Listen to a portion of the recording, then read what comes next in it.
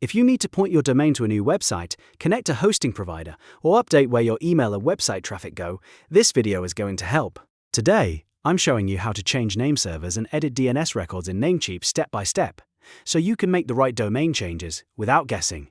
And if this tutorial saves you time, make sure to hit like and subscribe for more easy tech guides just like this. Let's jump right in.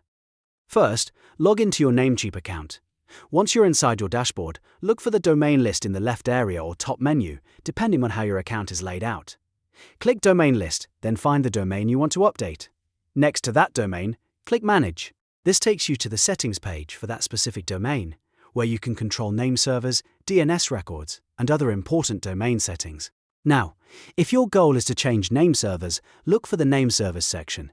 This is what tells the internet which provider is responsible for handling your domain's DNS.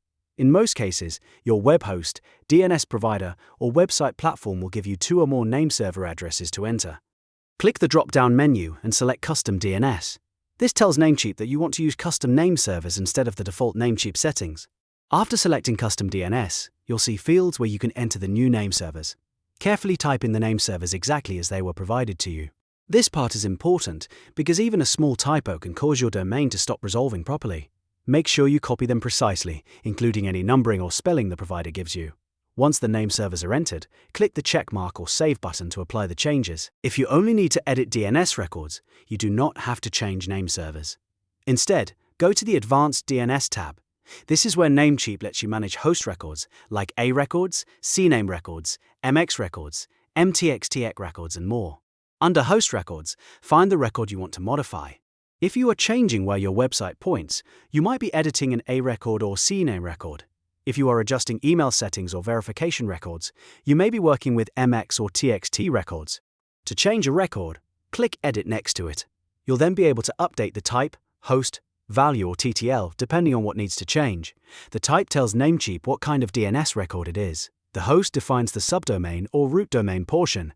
The value is usually the destination address, IP address, or text string.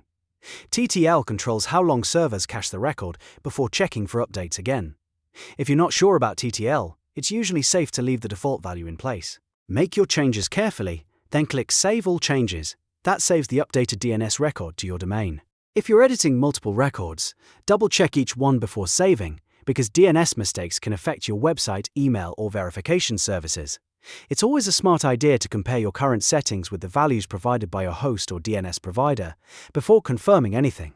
After you save your changes, remember that DNS does not update instantly everywhere. You will need to wait for DNS propagation, which can take some time depending on the record, the TTL, and how quickly different internet providers refresh their caches. In some cases, changes may appear within minutes, but in other cases, it can take several hours or even up to 48 hours before everything is fully updated across the internet. While you're waiting, avoid making repeated changes unless you know exactly what you're doing. If you keep editing the records again and again, it can make troubleshooting much harder. Instead, give the new settings time to settle. Then test your domain once propagation has had a chance to complete. You can check your website, email delivery, or any connected service to make sure everything is pointing to the correct place. And that's it. You've now learned how to change nameservers and edit DNS records in Namecheap the right way.